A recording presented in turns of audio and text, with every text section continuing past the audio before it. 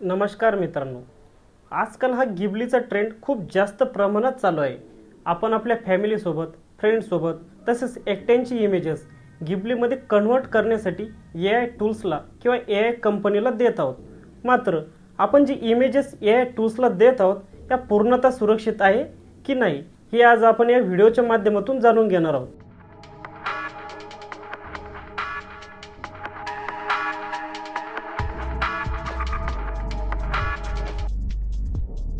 परंतु त्या अगोदर आपण थोडं गिबली विषयी माहित करून घेऊया।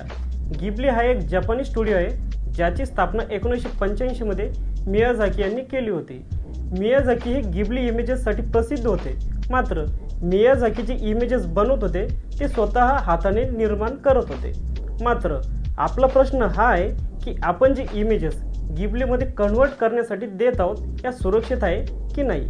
एक्सपर्टच्या म्हणण्यानुसार एकदा की आपण आपला डेटा किंवा इमेजेस AI टूल्सला दिला तर त्यावरील आपले कंट्रोल पूर्णतः समाप्त होते आणि ती कंपनी त्यावर कंट्रोल मिळवत असते।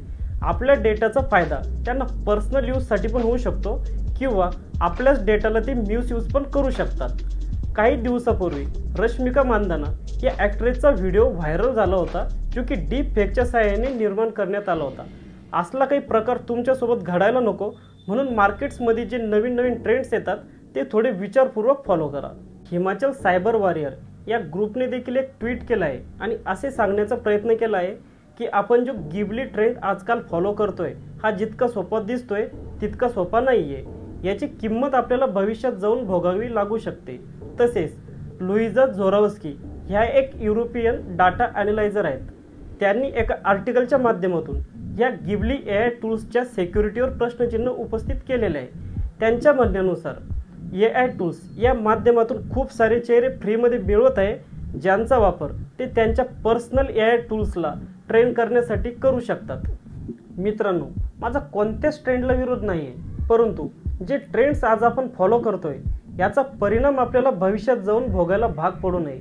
या गिबलीसारखे ट्रेंड्स यानंतरही फ्युचरमध्ये येत राहतील कारण की हे युग टेक्नॉलॉजीचं आहे। परंतु कोणते ट्रेंड्स आपण फॉलो करायला पाहिजे आणि कोणते नाही हे ठरवायला हवे।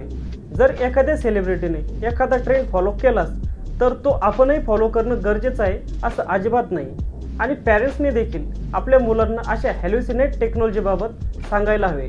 आता तुम्हीच ठरवा मित्रांनो, हा गिबलीसारखे ट्रेंड चांगले की वाईट।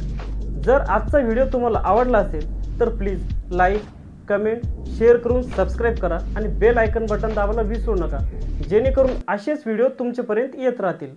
धन्यवाद।